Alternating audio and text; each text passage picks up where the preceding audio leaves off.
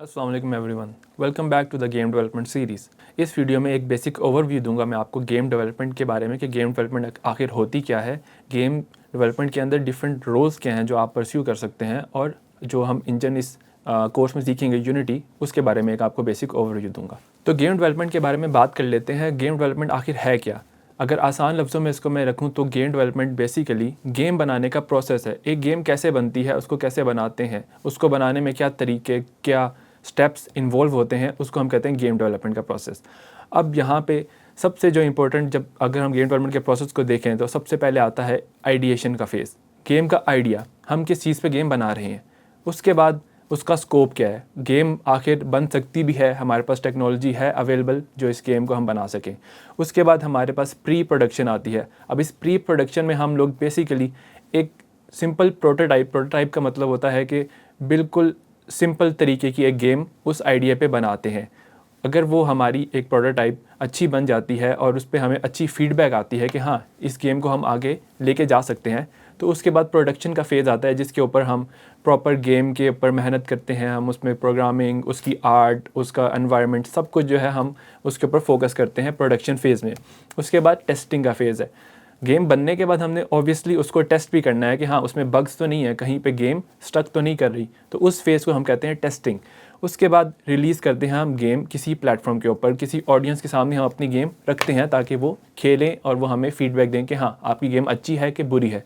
और उसके बाद पोस्ट प्रोडक्शन होती है। ये फेज़ होता है बेसिकली, यहाँ पे आप बेसिकली अगर कोई बग्स आते हैं, कोई बग्स को फिक्स करके अगर एक न्यू वर्जन रिलीज़ करनी है, तो वो पोस्ट प्रोडक्शन के फेज़ में आती है। अब गेम्स की डिफरेंट टाइप्स होती हैं। अब टाइप्स गेम को हम अगर बेसिक देखा जाए तो गेम्स को हम डिवाइड कर सकते हैं 2D गेम्स और 3D गेम्स में। सबसे अगर बेसिक देखें, अब डी, इसमें क्या, डी का मतलब है डायमेंशन। 2D यानी कि ऊपर नीचे लेफ़्ट और राइट आप सिर्फ सामने से देख सकते हैं। उसके बाद 3D होता है। 3D का मतलब है 3 डायमेंशन, यानी कि अगर आप रियल वर्ल्ड के एग्जांपल लें तो रियल वर्ल्ड में कोई भी अगर हमारे पास चीज़ है तो वो 3 डायमेंशन है। आप उसको हर एंगल से देख सकते हैं, आप उसको रोटेट कर सकते हैं, घुमा सकते हैं और उसको प्रॉपर हर जगह से देख सकते हैं। उसके अलावा प्लेटफॉर्म्स होते हैं गेम्स के डिफरेंट, जैसे कि पीसी कंप्यूटर आपके हो गए, कंसोल आपका प्ले स्टेशन हो गया, आपका एक्सबॉक्स हो गया, और उसके अलावा मोबाइल डेवलपमेंट, क्योंकि हर बंदे के पास आजकल स्मार्टफोन है तो उनके लिए जो गेम्स बनती हैं वो भी हम गेम के प्लेटफॉर्म पे आते हैं। उसके अलावा अगर हम बजट की बात की जाए तो बजट के हिसाब से 2 तरह की गेम्स होती हैं, इंडी गेम्स और AAA। इंडी का मतलब है, अगर इसके वर्ड पे जाए तो इंडिविजुअल। अब इसमें सिंगल बंदा भी आ सकता है और छोटी कंपनी भी आ सकती है, 5 से 7 8 लोगों की, वो इंडी स्टूडियो आपको हो जाता है। AAA यानी कि बड़ी कंपनीज जिनके पास मिलियंस का बजट होता है। अब हम देखते हैं कि गेम डेवलपमेंट में डिफरेंट रोल्स क्या होते हैं। तो अगर सबसे इम्पोर्टेंट रोल्स की बात की जाए तो वो हमारे पास गेम डिज़ाइनर को होता है।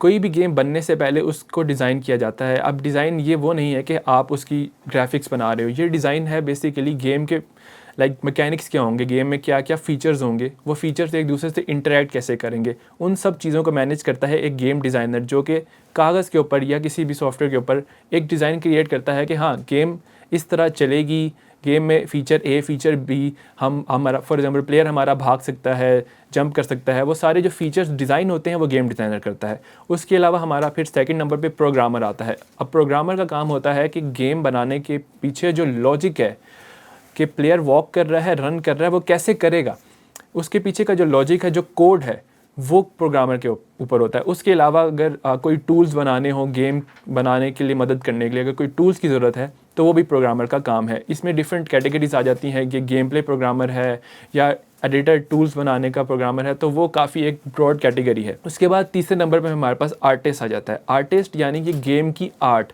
गेम का वर्ल्ड, गेम की इन्वायरमेंट जो क्रिएट करता है बंदा या ग्रुप ऑफ पीपल, वो होते हैं गेम आर्टिस्ट। अब इसके अंदर 2D आर्टिस्ट हो जाते हैं, जो कि यानी कि आपकी गेम का UI डिज़ाइन, बटन शटन हो गए, उसके आपके इमेजेस होगी, वो डिज़ाइन करता है। या फिर आपका 3D आर्टिस्ट होता है जो गेम के अंदर मॉडल्स यूज़ होते हैं, वो उनको डिज़ाइन करता है। उसके बाद चौथे नंबर पे साउंड डिज़ाइनर। अब साउंड सबसे इम्पोर्टेंट एक चीज़, एक एस्पेक्ट है गेम का, कि किसी भी गेम के अंदर अगर आप साउंड हटा दें तो उस गेम की फीलिंग ख़त्म हो जाती है। साउंड बेसिकली फीलिंग्स क्रिएट करने के लिए एक बहुत इंपॉर्टेंट मीडियम है।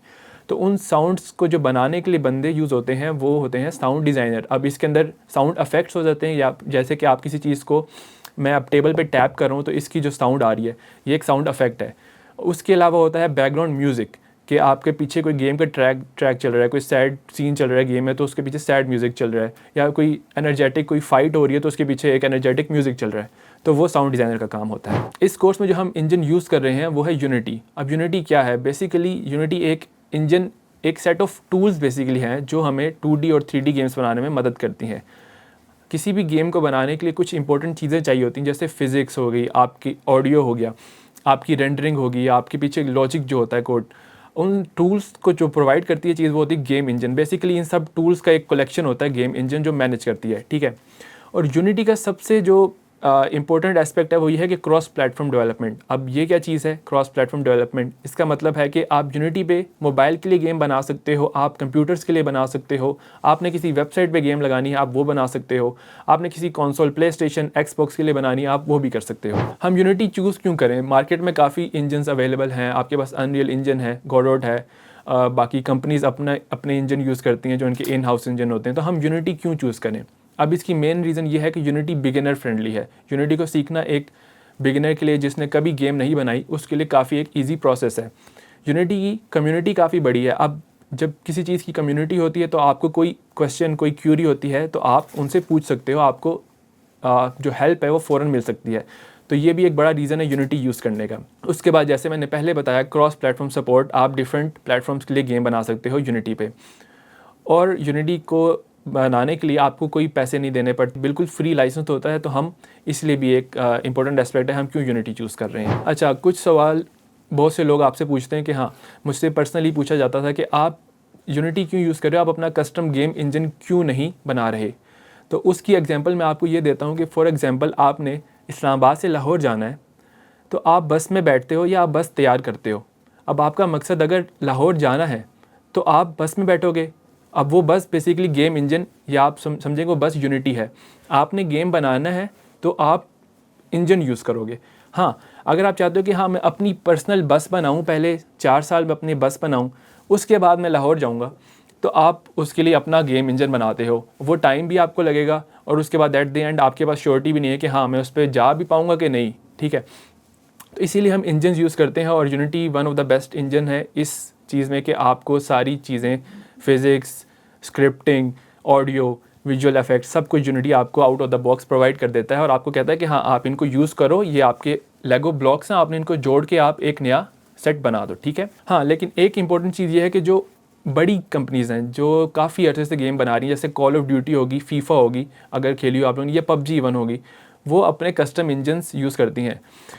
लेकिन हम क्योंकि छोटे स्टूडियोज़ में या अगर सिंगल डेवलपर काम करें तो हमारे पास टाइम इतना नहीं होता कि हम अपना इंजन बनाएं, तो इसीलिए हमारे लिए बेहतर ये है कि हम प्री बिल्ड इंजन यूज़ करें। तो अगली वीडियो में हम लोग यूनिटी का सेटअप करना और विजुअल स्टूडियो का जो सेटअप है वो करना सीखेंगे। तो मिलते हैं अगली वीडियो में। Thank you.